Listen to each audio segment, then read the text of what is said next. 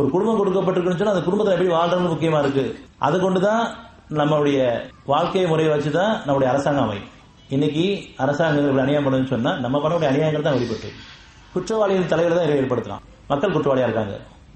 அவங்களுக்கு கொடுக்கப்பட்ட சிறு பகுதியில, குடும்பம்ன்ற ஒரு சின்ன பகுதியில, ஒரு சுதந்திரத்துல, ஒரு வாழ்க்கையில கொடுக்கப்பட்ட பொருள்கள்ல எப்படி வாழ்ந்துட்டு இருக்கோம். அனுமதி சில உறவுகள், சில உதவியாளர்கள், இவங்கள்ட்ட நம்ம எந்த அளவுக்கு பணிவோட கனிவோட நடந்துக்கிறோமோ, இறைவனை பொறுத்தனாடி ஒரு உதவியா இருக்கிறோமோ, ஒருத்தர் பொறுத்து வச்சு அவங்களுடைய குற்றங்களை மன்னிச்சு பழகிறோமோ, சமாந்து விரும்புறோமோ, நம்ம சந்தைகள்ட்டையும் நம்ம இறைவனை ஒப்படைச்சு அவங்களுடைய வாழ்க்கைக்கான வழிகாட்டலை ஞானத்தை கொண்டு வளர்த்து கொண்டு விரும்புறோமோ, அப்படிப்பட்டவங்களுக்கு அழகான வாழ்க்கை.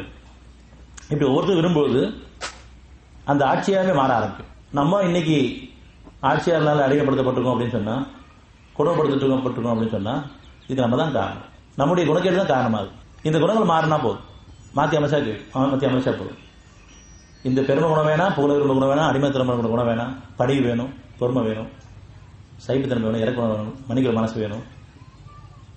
இது வாழ்க்கை அமையும் பொழுது இங்கேயும் நல்ல வாழ்க்கை நமக்கு இருக்கு, குடும்பத்துக்கு நல்ல வாழ்க்கை இருக்கு, நம்ம சமுதாயத்தில் நல்ல நல்ல சாட்சியமான வாழ வைப்பான், நம்மளை ஆட்சியாளரும் தேர்ந்தெடுப்பான். ஆட்சியாளர் தேர்ந்தெடுப்பான். மனசாட்சியோடு வாழும்போது, மனசாட்சியாக வாழும்போது அந்த சாட்சியாளர்கள் ஆட்சியாளர் தேர்ந்தெடுக்க போதுமானது. இப்ப மனசாட்சி விரோதமாக வாழ்ந்துட்டு இருக்கோம். அதன் காரணமா அது சம்பந்தப்பட்ட அந்த மாதிரி குற்றவாளி தலைவர் ஏற்படுத்திருக்கோம். நாம திருந்தணும், முதல்ல நம்ம திருந்தணும், அவன்கிட்ட ஒப்படைக்கணும். தேர்ந்தெடுக்க உங்களுக்கு கிடையாது. இப்ப நம்ம குற்றவாளி பெறும் காரணமாக நமக்கு பிடிச்சவங்க தேர்ந்தெடுக்கிறோம். ஒவ்வொருத்தர் ஒரு கட்சியில் அமைப்பில் இருந்துட்டு இருக்கோம்.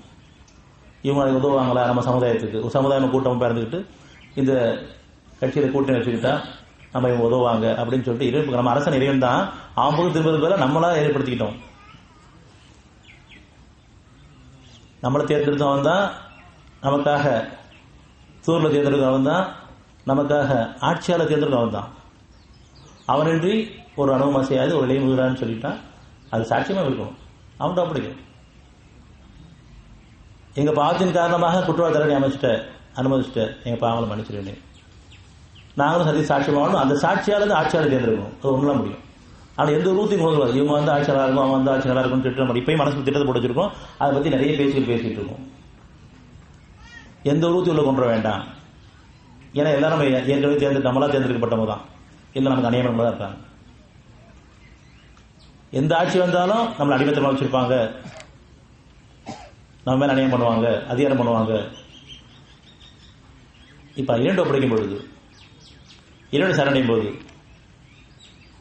எனக்கு குணங்களை மாற்றி அமைச்சு கேட்கும் போது, சமாதானமா வாழ்க்கை விரும்பும் பொழுது, அதற்கான ஆட்சியாளர் தேர்ந்தெடுப்பான்.